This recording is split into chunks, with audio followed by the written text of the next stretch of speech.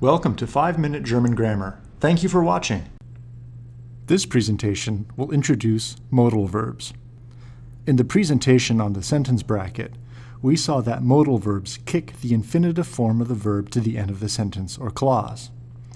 We will go through a step-by-step analysis of this process at the end of this presentation. First, however, let's take a look at what the modal verbs mean.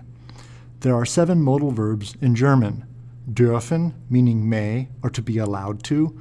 Können, meaning can or to be able to. Mögen, meaning to like or to like to. Möchten, meaning would like to. Müssen, meaning must or to have to. Sollen, meaning should or to be supposed to.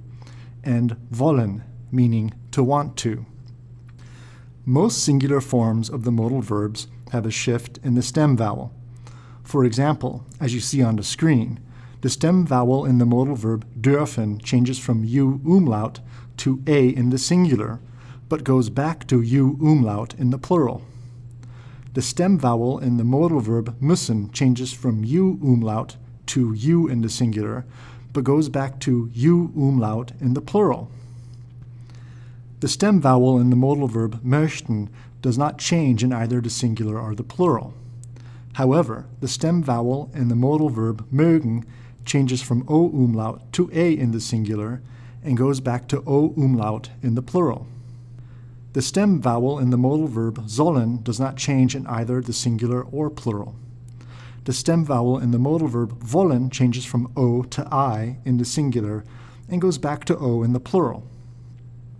Finally, the stem vowel in the modal verb können changes from o umlaut to a in the singular, but goes back to o umlaut in the plural. We will take a look at the different meanings of these modal verbs and how to use them in a sentence in a later presentation. At this point, I would instead like to demonstrate how to use modal verbs in a sentence. In the sentence you see here, Ich komme 12 Uhr, I am coming at 12 o'clock, the verb komme is in the second position, and there is subject-verb agreement between the first-person singular personal pronoun ich and the first-person singular verb form komme. The modal verb needs to be placed in the second position.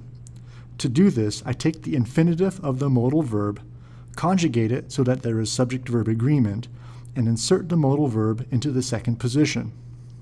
The verb that used to be in the second position is removed from the sentence and, since it no longer needs to agree with the subject of the sentence, reverts to its infinitive form. This infinitive form is then inserted at the very end of the sentence. Ich kann 12 Uhr kommen. I can come at 12 o'clock. Or, as you see here, at the end of a clause. Ich kann 12 Uhr kommen und dann gehen wir ins Kino. I can come at 12 o'clock and then we'll go to the movies. We will examine coordinating